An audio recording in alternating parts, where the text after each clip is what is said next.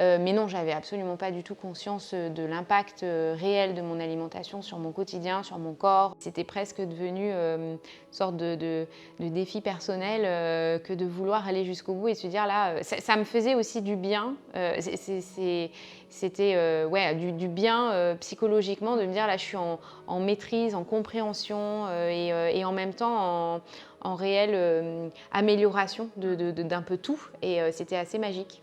Et là, vraiment, ça m'a ouvert un champ très, très large, sans complexifier du tout ma cuisine et ma pratique en fait, quotidienne.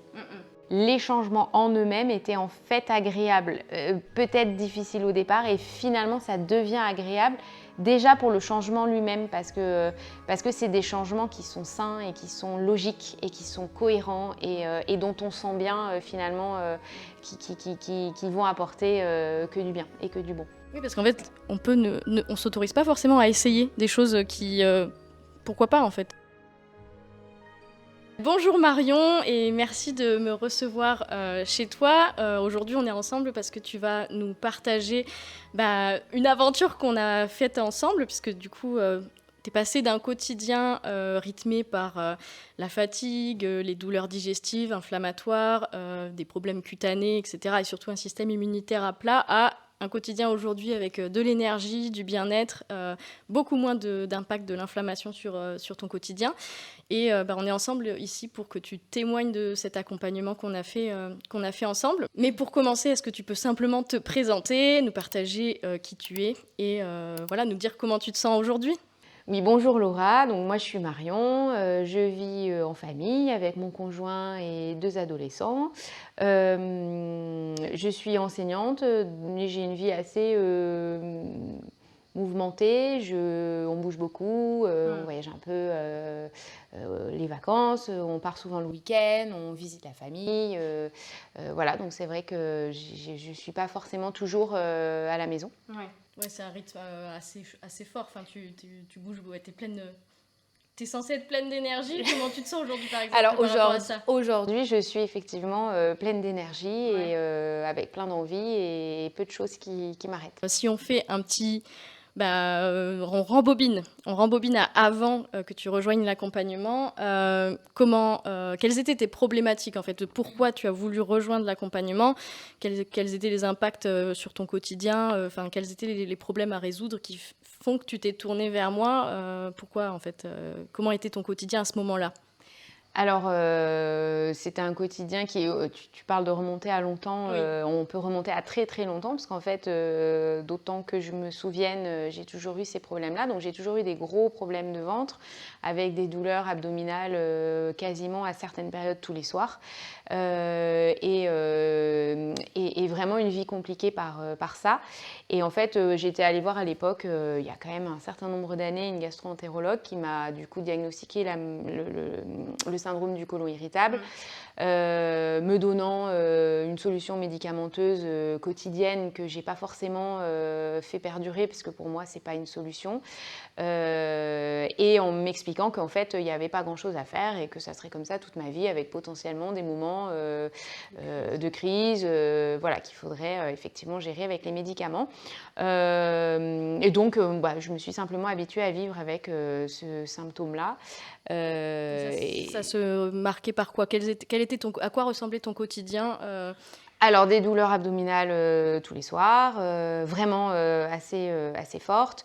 Des moments où j'ai besoin d'aller aux toilettes de façon imminente et absolue, sans aucune autre solution sur le moment. Donc, quand on est prof, c'est très... Voilà, c'est ce que j'allais dire. Ça peut être compliqué dans toute situation, en fait, et effectivement dans les situations professionnelles. Des fatigues chroniques aussi, hein. J'étais très fatiguée. J'avais cette espèce de fatigue qui me tombait dessus, souvent en fin de matinée ou début d'après-midi, sans vraiment comprendre pourquoi. En fait, une inflammation un peu généralisée, avec même des inflammations de peau. Enfin, voilà. Et j'étais chroniquement malade, c'est-à-dire rien de très grave, mais vraiment une sorte de rhinopharyngite, par exemple, qui revenait sans arrêt et qui sont liées aussi à une inflammation. Tu avais un système immunitaire à plat, enfin voilà, tu chopais un peu tout. Je chopais un peu tout ce qui se passait. Donc voilà le tableau. Et du coup, est-ce qu'il y a eu un élément déclencheur qui fait que tu t'es dit, bon, bah, c'est bon, parce que tu me disais que ça faisait des années que c'était un peu un quotidien comme ça, tu avais accepté l'idée, bon, bah, c'est comme ça que je vais vivre, mais qu'est-ce qui fait qu'à un moment donné, tu te dis, bon, bah, non, en fait, je vais peut-être faire autrement? Il y a deux choses. Il y a le fait qu'un jour arrive la possibilité d'une guérison, enfin en tout cas d'une maîtrise de ce syndrome, et donc ça a été toi. Enfin, j'ai commencé à lire les premières newsletters et je me suis dit, dis donc, pourquoi pas, en fait. Et je me suis mise à y croire parce que je trouvais que la formule semblait à la fois saine et réellement intelligente. Enfin, ça me semblait pas être. Ça me semblait être quelque chose de vraiment possible et d'accessible. Et donc, je me suis dit, pourquoi pas, parce que là, j'en avais vraiment marre. En fait, je veux dire, il y a un moment.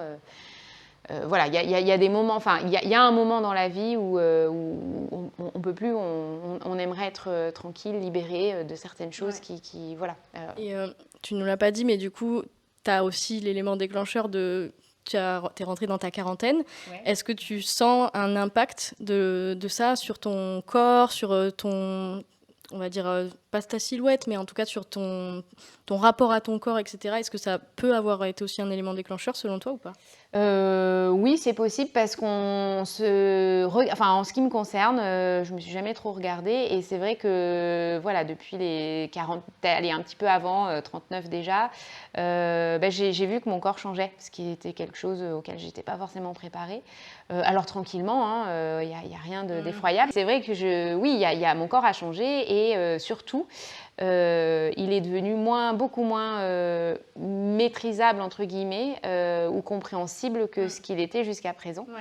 Tu m'avais parlé de ça du côté, il y a des choses auxquelles tu t'attends pas qui se passent et du coup ça te perd en sécurité intérieure. Enfin, voilà, exactement, et on se dit mince, là maintenant je sais plus faire. Oui. Et du coup on cherche une nouvelle façon de faire. Et d'ailleurs c'est peut-être en cherchant ça aussi que je suis tombée sur tes lettres et tes contenus. Ouais. Et donc dans ce contexte de démarrage du programme, tu rejoins la méthode Calm, et à quoi elle ressemblait avant qu'on commence les changements de ton alimentation? À quoi ressemblaient tes habitudes alimentaires? Est-ce que tu peux nous décrire une journée type de ton alimentation avant qu'on fasse des changements? Le petit-déj à la française, donc le jus d'orange, la tartine de beurre, le matin, de temps en temps la viennoiserie. Le midi, la cantine, donc assez varié, mais pas toujours très engageant. Et le soir, des repas un peu plus cuisinés. Des fois, des pâtes, du riz, de temps en temps des légumes cuisinés, mais pas forcément tous les soirs. En gros, du fromage, alors pas à tous les repas, parce que le midi à la cantine, par exemple, il n'y en a pas forcément. Du laitage, des fruits à la fin du repas. Voilà. Finalement, une alimentation, comme tu dis, classique française. Ouais, classique française. Exactement. T'as pas l'impression de mal manger. Tout à fait. Ouais, tout à fait. Pas du tout l'impression de mal manger. On n'était pas plat préparé ou fast-food du tout. Mais une alimentation assez classique et assez irréfléchie en fait. Enfin, pas irréfléchie, mais voilà, pas forcément. Ancrées, Voilà, des habitudes ancrées. Et du coup, au cours du programme, je t'invite à observer cette alimentation. Je t'apprends l'impact des aliments sur notre corps, notre bien-être. Est-ce que tu avais cette conscience de l'impact de l'alimentation sur ton quotidien? Quel était ton rapport à ton alimentation à ce moment-là? Alors, pas du tout. J'avais pas du tout cette conscience-là. J'avais même l'impression de plutôt bien manger, tout en sachant que peut-être il y avait certaines choses à éviter ou à augmenter. Mais non, j'avais absolument pas du tout conscience de l'impact réel de mon alimentation sur mon quotidien, sur mon corps. Alors si on parle tout le temps du maigrissement et de grossir, de maigrir, mais je veux dire au-delà de ça, pas sur la santé. Oui, voilà.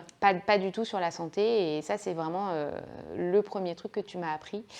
C'est qu'en fait, il y a un vrai effet sur tout. Et du coup, ce rapport à ton alimentation au cours du programme, il évolue, il change. Aujourd'hui, quelles ont été ces prises de conscience? Du coup que déjà on n'est pas tous fait pareil, que le problème vient pas forcément de soi, mais que justement ce qui rentre à l'intérieur de nous, c'est-à-dire ce qu'on mange, vient en fait entrer en interaction avec nos problématiques propres et que du coup maîtriser ce qu'on mange, c'est maîtriser son corps et comprendre, comprendre comment il fonctionne et du coup maîtriser son corps, voilà. Ouais. Et est-ce que tu penses avoir fait connaissance avec toi, avec ce rapport? Est-ce que tu arrives à identifier quels sont les aliments qui te font plus ou moins de bien ou au contraire peuvent déclencher ces fameuses crises? Alors complètement, maintenant je suis dans une observation quotidienne et même des fois quand je me dis allez là j'observe pas, je sais pertinemment et oui, je sais exactement quels aliments me posent problème. De toute façon le programme fait qu'on observe ça pendant 2 mois et on apprend vraiment à savoir ce qui nous fait du bien et ce qui nous fait du mal et à savoir aussi comment finalement gérer son corps en fonction des réactions que les aliments peuvent provoquer. Et du coup, si on fait un petit zoom sur ce programme, vraiment, il y a des étapes, tu es guidé en fait étape par étape au cours du programme. Et donc, effectivement, il y a une période centrale d'observation de soi, de connaissance de soi, de ce qui nous fait du bien, comme tu dis, ce que l'on tolère ou pas, un peu une enquête sur les tolérances. Est-ce que tu te souviens, en tout début de programme, je vous invite à fixer des objectifs à atteindre en cours de programme. Et justement, ces étapes sont là pour vous aider à les atteindre progressivement. Est-ce que tu te souviens, c'est niveau 1, niveau 2, niveau 3, parce que c'est aussi motivant de savoir est-ce qu'on avance vers son objectif. Est-ce que tu te souviens quels étaient les objectifs que tu t'étais fixés? Donc oui, je m'en souviens très bien. La première étape, c'était évidemment de gérer au quotidien mon syndrome du côlon irritable. Ma deuxième étape, c'était la gestion des crises, c'est-à-dire gérer, voire même, moi j'espérais vraiment ne plus en avoir. Et la troisième étape, c'était le petit bonus, et j'y croyais vraiment, et j'ai eu raison, parce que c'est arrivé. C'était l'absence de problèmes de peau, la résolution de la fatigue chronique, le bien-être généralisé, quoi, et l'absence d'inflammation qui était quand même un peu ma marque de fabrique. Ouais. Et du coup, ces objectifs, tu me dis qu'ils ont été atteints, mais est-ce que tu te souviens un peu dans l'ordre? Est-ce que c'était le niveau 1 finalement en premier? Est-ce que ça a été le 3 en premier? Est-ce que du coup, à quel moment tu constates des changements? Quels sont ces changements? Et est-ce que tu es surprise ou pas par certains changements? Alors je crois qu'il y a en fait beaucoup de changements qui sont arrivés en même temps. C'est-à-dire que à partir du moment où j'ai commencé le programme, au bout de quelques temps, en fait, très rapidement, parce que finalement en quelques semaines, même 1 ou 2 semaines, j'avais plus mal au ventre. J'avais un transit régulier, ce qui ne m'était pas arrivé depuis je ne sais combien de temps. Et du coup, tout le reste, en fait, s'est enchaîné. C'est-à-dire que du coup, absence de crise et caractère inflammatoire de ma peau qui avait aussi disparu. J'ai retrouvé une sorte d'énergie quotidienne assez incroyable. Et pareil, je sortais un peu d'une grande torpeur, de quelque chose auquel j'avais dû m'habituer sans vraiment comprendre d'où ça venait. Donc tout est arrivé un peu en même temps. À partir du moment où je suis rentrée dans le programme et où j'ai appliqué en fait pendant quelques temps, suffisamment de temps, tes conseils pour que ça change et ça a vraiment changé.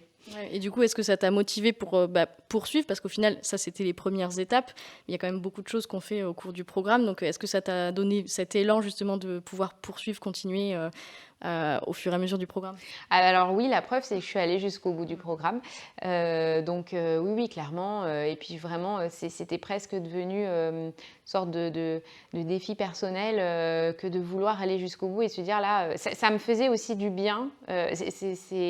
C'était du bien psychologiquement de me dire là, je suis en maîtrise, en compréhension et en même temps en réelle amélioration d'un peu tout. Et c'était assez magique. Ouais. Et du coup, tu m'avais dit qu'il y avait un truc auquel tu t'attendais pas du tout et que finalement est arrivé.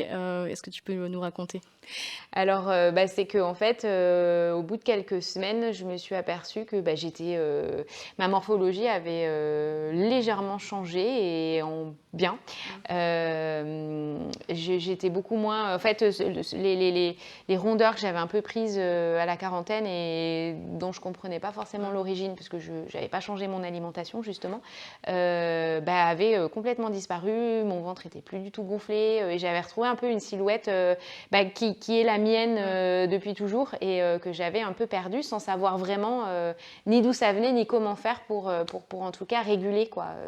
Voilà. Oui, mais tu m'avais dit que tu avais une crainte, c'était de perdre du poids. Toi, tu voulais surtout pas perdre de poids. Tu avais juste cette sensation de la silhouette a été modifiée, mais tu voulais pas perdre de poids. Et du coup, comment ça se passe là, à ce niveau-là? Alors, le poids, j'avoue, je me pèse pas souvent, mais je n'ai pas vraiment perdu de poids. Par contre, j'ai vraiment eu l'impression de m'allonger, de m'affiner, en fait, comme si les choses s'étaient fluidifiées, quoi. Enfin, voilà, qu'il n'y avait plus de blocage, quel qu'il soit. Et ouais, je le redis, pour moi, ça a vraiment été un peu magique.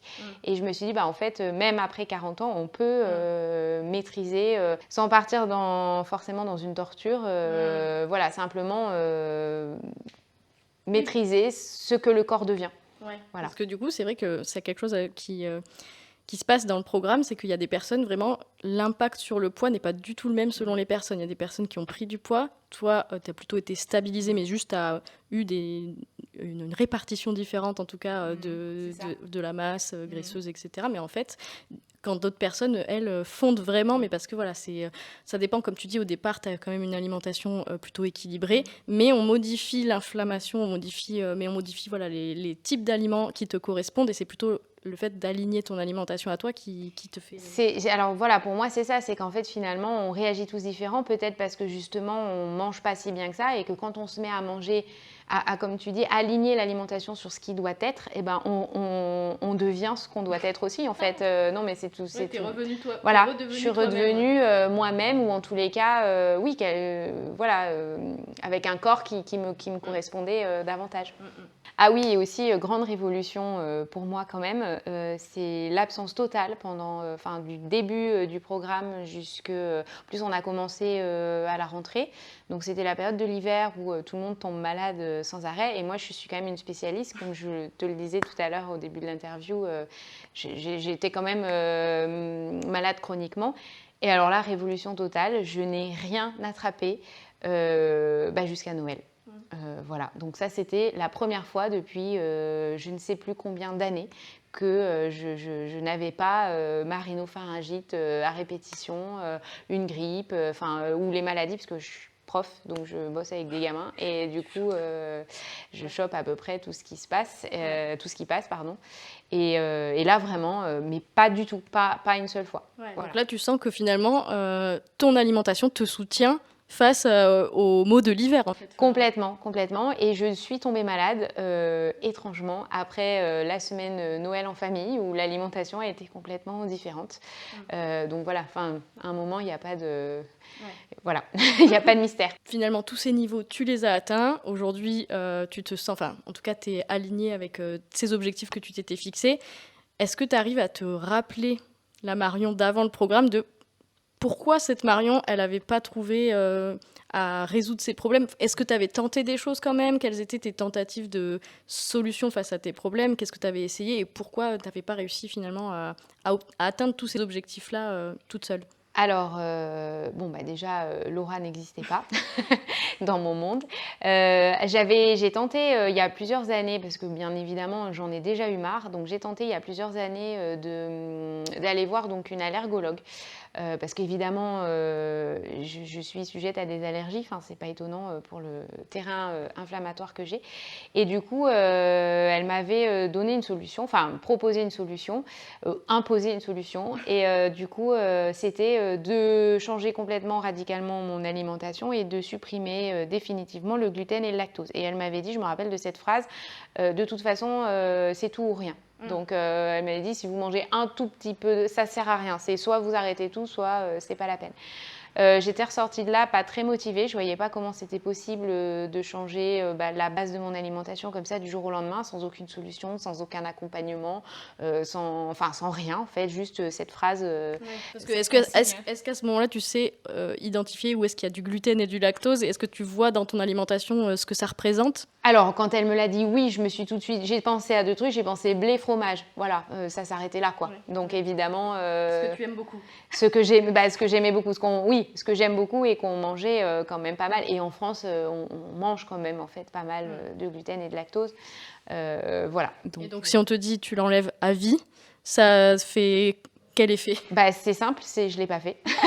Voilà, donc non, je crois que j'ai essayé 2 jours et je me suis dit: «Mais attends, non, parce qu'en fait, il faut que j'enlève ça, il faut que j'enlève ça, il faut que j'enlève ça aussi». Enfin, en fait, j'enlevais tout parce que, bah, en fait, voilà, pour moi, dans l'alimentation que j'avais, il y en avait partout et sans forcément, encore une fois, mal manger. C'était juste, logique que ces 2 composants alimentaires, soient dans l'alimentation de base, en tous les cas en France, chez nous, quoi. Donc, tu as pas de solution en sortant de ce rendez-vous de OK, ben, on me dit d'enlever des choses, mais on me dit pas qu'est-ce que je peux faire, les solutions. T'as pas de techniquement, même en cuisine, de solutions pour pouvoir faire face à ces conseils, en fait. Ah non, bah là, c'était une allergologue, donc autant dire qu'on n'a pas parlé cuisine du tout. Elle m'a juste dit, voilà, faut enlever les 2 et basta. Et sans même savoir s'il y aurait potentiellement un effet. Enfin, elle m'a dit, vous pouvez essayer ça.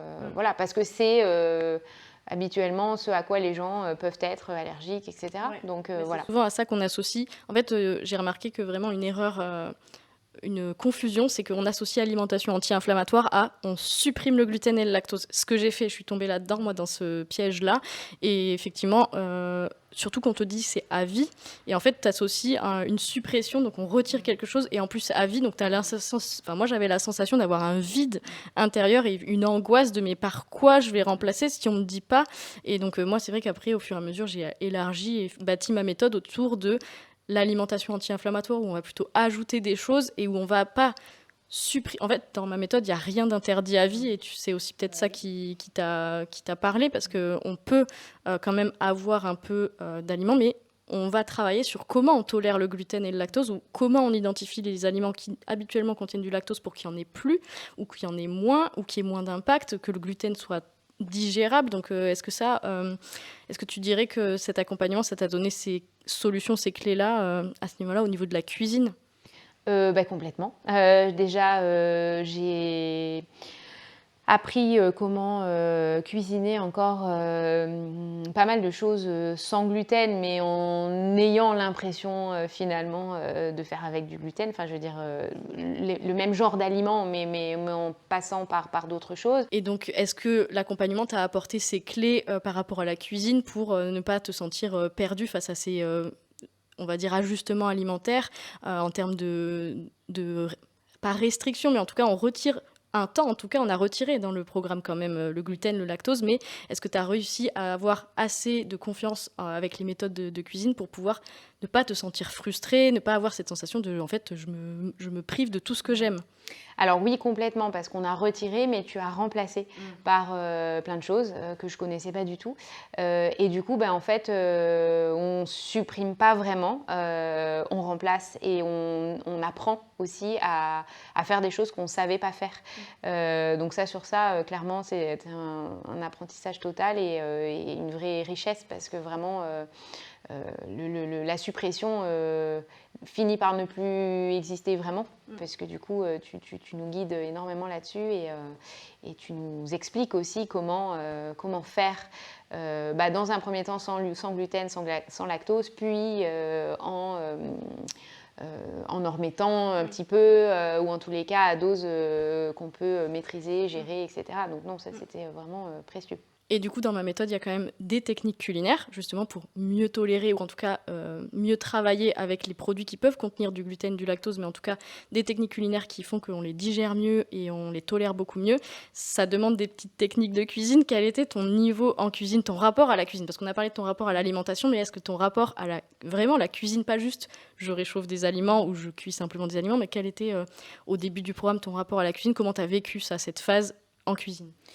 Alors, moi, je ne suis pas du tout aventureuse en cuisine. Je fais souvent à manger, mais vraiment, j'ai une sorte de rituel de recettes de ma maman ou enfin voilà, de ma belle-mère, etc., que je fais régulièrement et donc je ne suis pas du tout aventureuse. Et évidemment, quand tu m'as parlé des techniques culinaires, j'ai eu peur, quoi. Je me suis dit, oulala, utiliser ça. Enfin, voilà, j'étais un peu échaudée et en fait ça s'est très bien passé parce que du coup toi tu as su t'adapter complètement à à ma façon et à mes possibilités, à mes compétences aussi. Et donc, à chaque fois, tu étais en proposition de choses qui pouvaient totalement correspondre avec ce que j'étais capable d'encaisser, de faire. Et en même temps, toujours dans la proposition, en fait, nouvelle, de choses nouvelles pour moi aussi. Et du coup, ça s'est très bien passé. Alors que vraiment, moi, la cuisine, c'était vraiment pas mon lieu de vie idéal et c'était pas un endroit où je passais beaucoup de temps sans forcément faire du réchauffé du tout.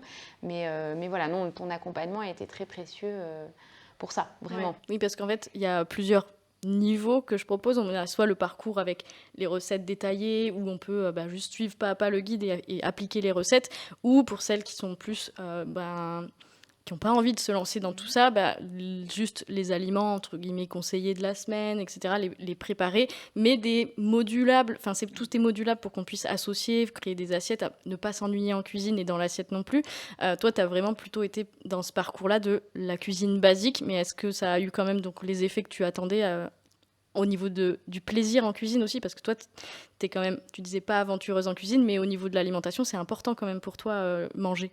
Oui, et alors complètement, j'ai été dans ce parcours-là, c'est-à-dire que tu m'as proposé vraiment quelque chose d'assez simple qui correspondait à ma façon de faire, et j'ai toujours trouvé de quoi me faire plaisir, voire même j'ai découvert des choses sans partir dans des recettes complètement, extrêmement compliquées, etc. J'ai vraiment découvert ou redécouvert des choses au niveau du goût et du plaisir de manger. Et ça a vraiment diversifié mon alimentation énormément. Il y a des choses auxquelles je ne pensais même pas. Des aliments vers lesquels je n'allais pas du tout, ayant un peu ce rituel toujours le même. Et là, vraiment, ça m'a ouvert un champ très, très large, sans complexifier du tout ma cuisine et ma pratique, en fait, quotidienne. Oui, parce que du coup, toi, ton grand challenge, c'était par rapport à... Tu as une vie très riche au niveau de tes sorties, tu vas beaucoup à droite à gauche, chez des amis, tu as beaucoup d'activités. Est-ce qu'il y a quelque chose dans le programme qui t'a permis justement de ne pas te sentir dépassé par les choses à faire en cuisine? Quels ont été pour toi les points d'appui qui t'ont permis de quand même avoir ce fait de cuisiner plus maison? Sur quoi tu t'es... Qu'est-ce qui dans le programme t'a permis quand même de tenir ça dans ton quotidien? Alors, ce qui était génial dans le programme, c'était la possibilité totale d'anticiper et d'organiser sa semaine en avance. C'est-à-dire qu'en fait, il y a un système, le système de fiches et d'accompagnement du programme fait qu'en fait, on peut complètement, on sait ce qu'on va avoir à faire, ce qu'on doit faire la semaine qui vient et celle d'après. Et donc, quand on a une vie un peu mouvementée, on anticipe complètement. Enfin, moi, je me suis mise à...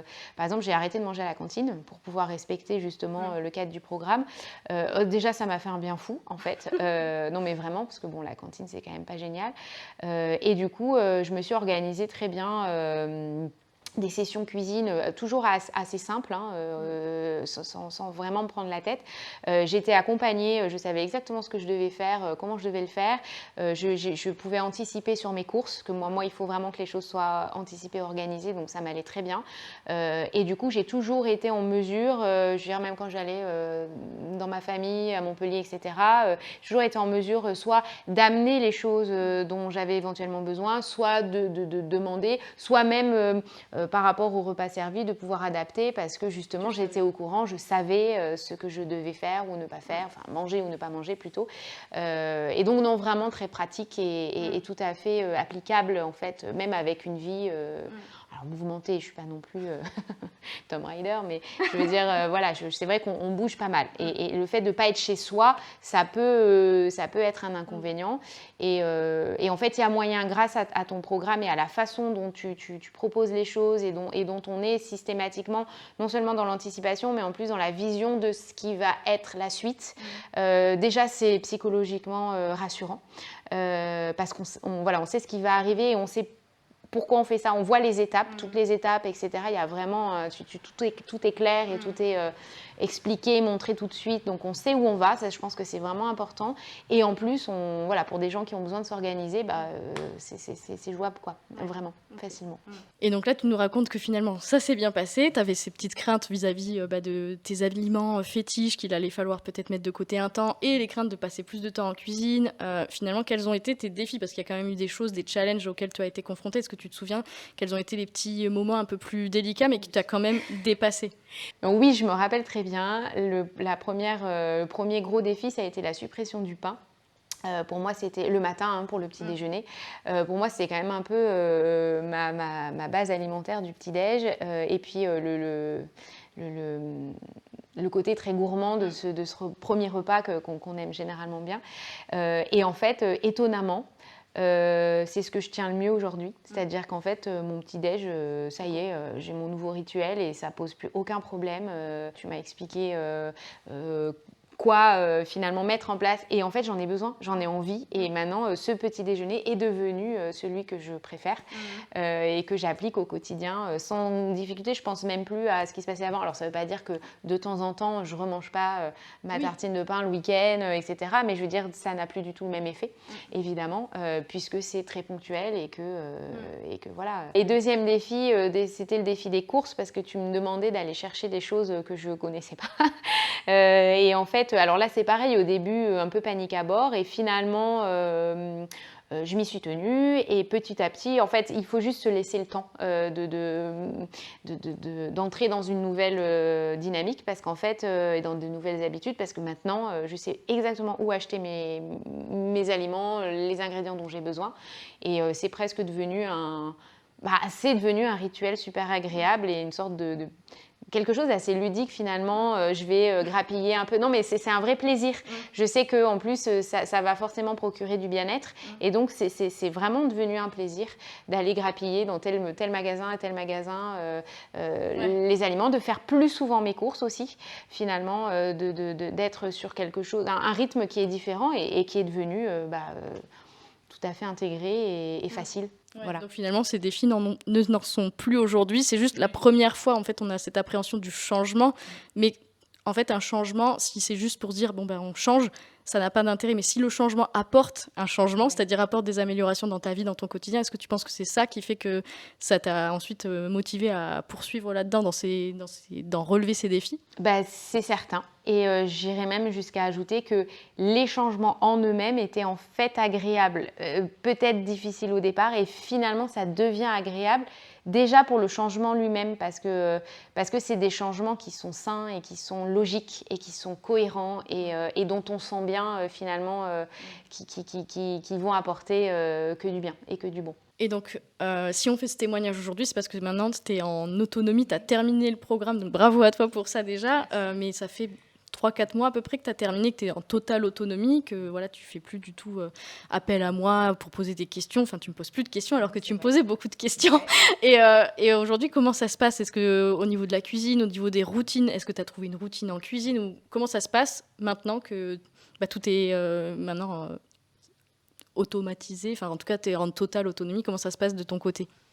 Alors plutôt bien, enfin même très bien. Je suis effectivement autonome sur plein de choses. Je suis super contente parce qu'il y a vraiment des choses qui sont rentrées dans mon habitude en fait. Enfin c'est devenu moi, voilà. Donc je ne l'ai fait sans aucune difficulté. Lorsqu'on a encore, là par exemple c'est la fin de l'année, c'est l'été, donc on mange beaucoup plus dehors, etc. Alors soit je sais pertinemment que je suis en dehors du cadre et donc je retrouve mes douleurs de ventre, etc. Et je sais immédiatement comment finalement gérer la crise. Et dès que je me remets assez facilement dans le cadre qui est celui du programme, ça fonctionne tout de suite. Je sais exactement quoi faire et je sais même, il y a plein de moments où on va manger dehors avec mon conjoint et je me dis là j'ai envie de rester en maîtrise de moi, de ce qui me correspond et donc je sais exactement où manger, quoi choisir, voilà. Et je suis dans en fait au quotidien maintenant, il y a des choses qui sont vraiment ancrées en moi et qui viennent vraiment toutes seules. Par exemple, je sais pas, je dois faire le repas le soir, il y a des habitudes vers lesquelles je vais plus du tout.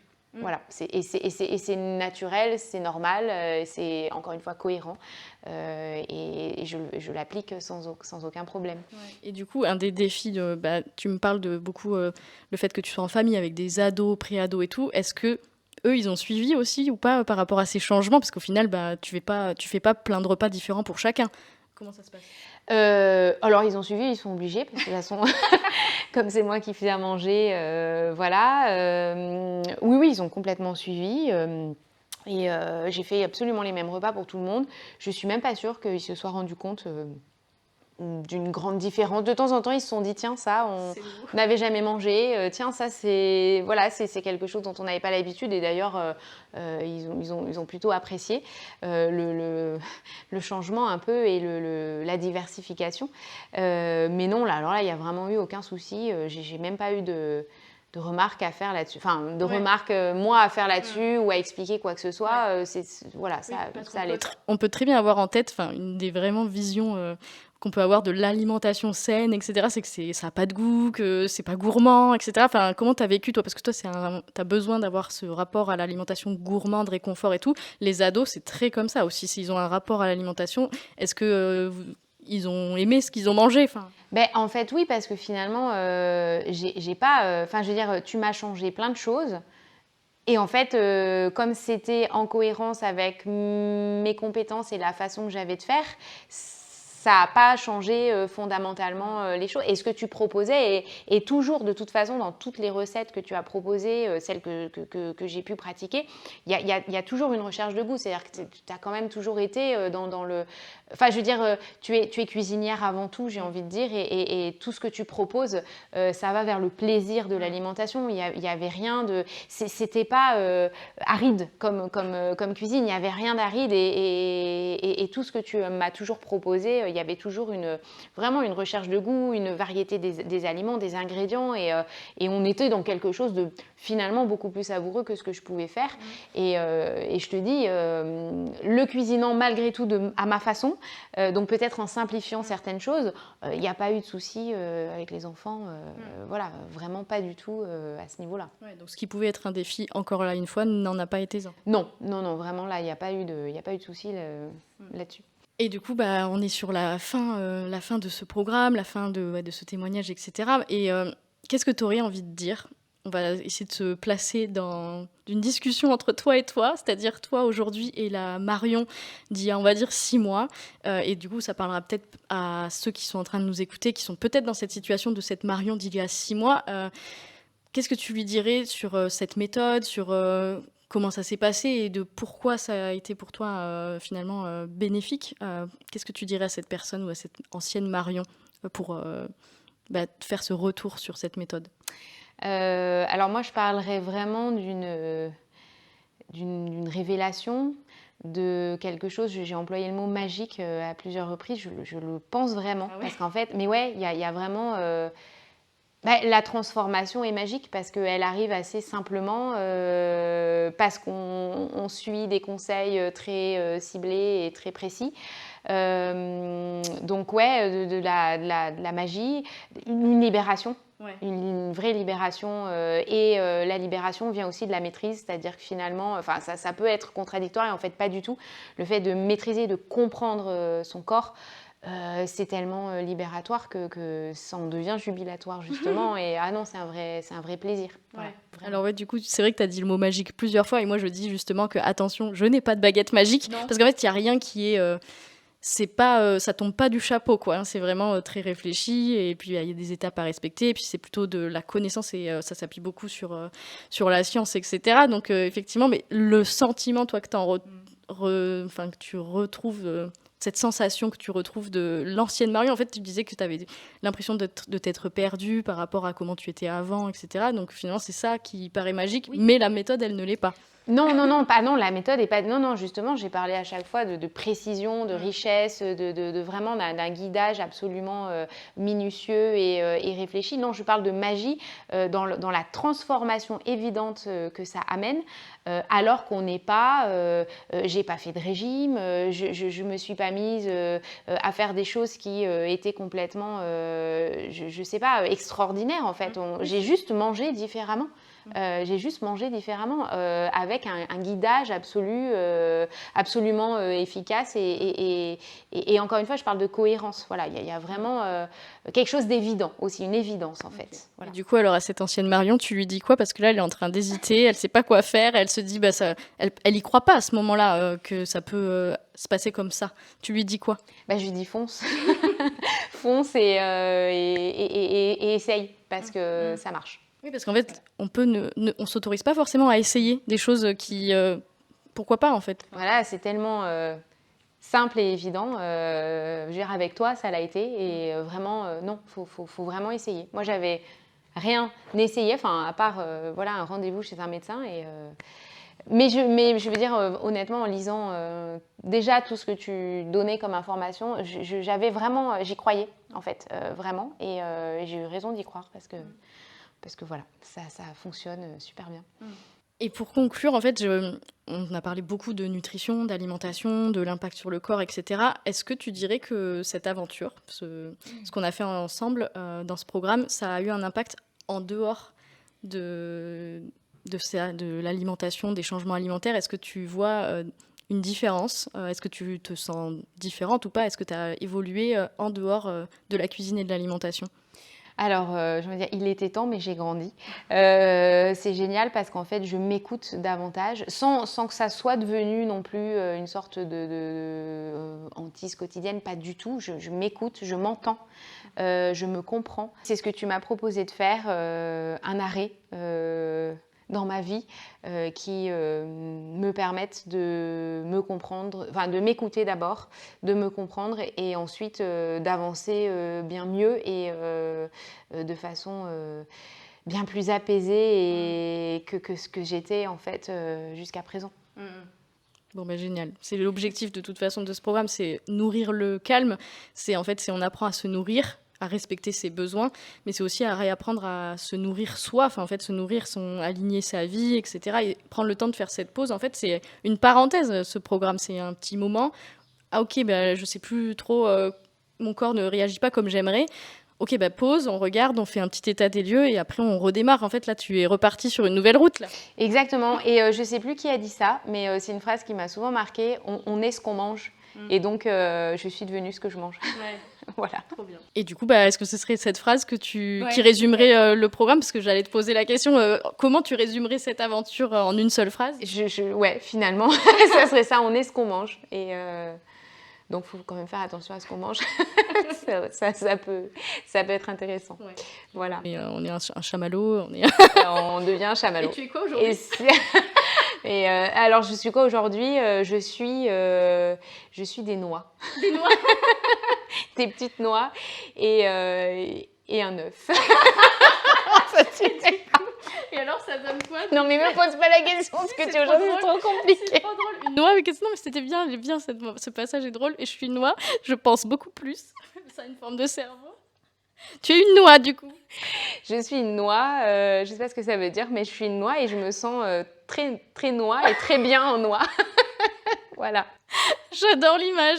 Merci beaucoup pour ce partage. Merci à toi. Oui, parce que ça a beaucoup chauffé. La noix, c'est un petit cerveau. Du coup, ça a beaucoup chauffé là-dedans. Quand même. Quand même un peu. Bon, j'espère en bien et qu'aujourd'hui, tu te sens plus apaisée. En plus, il fait très chaud aujourd'hui. Ça ne filme plus du tout. Bon, en tout cas, merci beaucoup Marion de t'être investie dans le programme parce que c'est un investissement en temps, un investissement de soi. Mais voilà, je vois ce que tu me dis que tu regrettes pas. Donc merci beaucoup à toi de m'avoir fait confiance. Est-ce que t'as un mot en fait de la fin parce que là on a beaucoup échangé, mais est-ce que tu aurais quelque chose à dire à ceux qui nous regardent ou un mot de la fin par rapport à toute cette aventure? Merci à Laura. Pour cette chouette aventure qui finalement continuera encore toute ma vie, j'imagine, grâce à toi. Voilà. Donc, merci à toi. Et si vous êtes encore là, parce que ça fait un petit moment qu'on parle, hein, finalement, on a chaud en plus, on a chaud dans cette période de canicule. Merci à vous d'avoir regardé jusque-là. Si tu es encore là, c'est que c'est peut-être un sujet qui t'intéresse et que toi aussi, tu as envie de nourrir le calme, de nourrir ton bien-être, prendre soin de toi du côté de l'assiette. Si c'est le cas et que tu as envie de plonger aussi dans cette aventure qui n'en est pas finalement non plus une, c'est une aventure en soi, mais tu as dit que tu n'étais pas très aventureuse, donc finalement ça se fait, ça se fait naturellement. Donc n'hésite pas à t'inscrire sur la liste d'attente, il y a le lien en description de la vidéo. Et je t'invite à le faire en période d'ouverture. L'ouverture au programme, elle est courte, c'est à peu près une semaine, parce qu'après je m'investis beaucoup pour accompagner les personnes, je réponds beaucoup aux questions, l'accompagnement, voilà, je suis là à vos côtés. Donc si c'est la période d'ouverture, c'est vraiment le moment de t'inscrire. Si c'est pas encore le cas, suis les emails et tu seras tenu au courant de l'ouverture du programme. Et puis j'ai envie de te dire, n'attends pas 107 ans, parce que en fait finalement le temps passe et finalement on a beaucoup de choses à faire dans cette vie pour se sentir mieux et voilà, n'attends pas. C'est dommage d'attendre. Effectivement. Ah ouais, non, c'est maintenant qu'on connaît la solution, faut la saisir. Ouais. Clairement. Voilà. Merci à toi, merci à vous d'avoir regardé. Puis je vous dis à bientôt dans une prochaine vidéo. Merci Laura.